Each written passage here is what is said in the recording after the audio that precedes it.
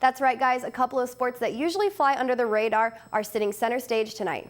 Thanks for joining us. I'm Laura Belanda. The Iowa women's swimming and diving team made their way back to Iowa City this past weekend after coming off a training trip in Florida.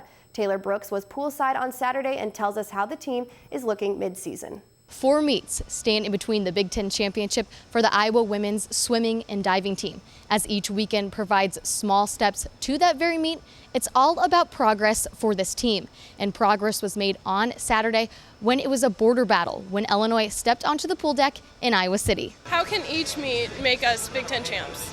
How can we sharpen up every event? How can we get a little bit faster? Each second counts. So how can we come together as a team and accomplish our goals? The elite performer, junior Emma Sogstad, couldn't have said it any better. And Sogstad helped Iowa make marks towards those goals after snagging 2 of 3 individual races against Illinois. We do have different expectations for her, so you hate to have that when you just expect them to step up and race well and win, and she certainly it does that. It wasn't just short distance that put Iowa up on the orange and blue. It was long distance and a little help from freshman Abby Schneider, who took first place in the second event of the day, the 1,000-yard freestyle.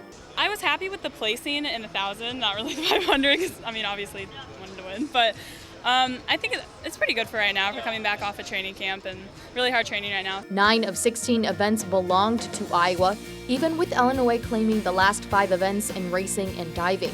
But with Iowa's early wins, the Hawks came out on top 174.5 to 125.5. I felt we were a little sluggish, and we'll definitely have to get sharper here over the next few weeks to continue to get those wins. But overall, it's great to get the overall team win.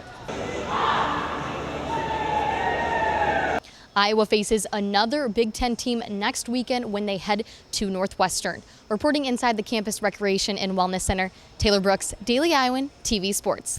After Northwestern, the Lady Hawks head to the Shamrock Invitational in South Bend, Indiana on January 29th and 30th.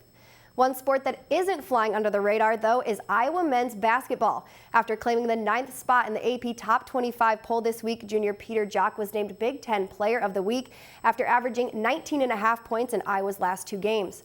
Jock's improvement on both sides of the ball is why head coach Fran McCaffrey isn't surprised about the conference honor. He's impacting the game at both ends of the floor. And you've heard me say this before, when his game was a little sloppy. He would turn it over. He was a little lazy at times, and I'm just so proud of him and how he has figured out how to work and how to prepare and how to compete, and he's made himself an elite player. Iowa heads to Rutgers next. We'll have more on that matchup on Thursday's show. The Iowa women's gymnastics team had a busy weekend, beginning with a Big Ten road victory at Michigan State, but they fell short to Denver here at home. Katie Reber tells us what might have went wrong against that Colorado team. Iowa women's gymnastics team took on Michigan State on Friday and headed back to Carver to host Denver on Monday. With 2 meets in just 4 days, this team fell to Denver by just over 1 point. We just competed on Friday night, drove home through the night, trained yesterday. It's not something we've done with this team, so if I'm being completely honest with myself, that's exactly what I expected them to do. I think they're a little bit tired. I think they're not quite sure because we're using a lot of young kids in the lineup. I'm not sure that they know very well how to pace themselves. Some things were great, so much better, but then some things kind of fell by the wayside. There were little things that we missed, but it's a process. I think we did a great job. We still had a few mistakes here and there, but it was incredible. Despite having a few areas to work on, the Gym Hawks boasted 7 season bests during the meet and attribute their success to a warm Carver crowd. Felt incredible. Our home crowd is awesome, and it's nice to have everyone back too. We love having home meets. This is the best place to compete. Carver is also coming out of the tunnel and seeing the people that are always here. It's so amazing. So we really like it. As always, this team sticks together and builds off each other's successes. We're one team. When someone goes down, we just tap them on the back and not worry because we know we're going to hit. So.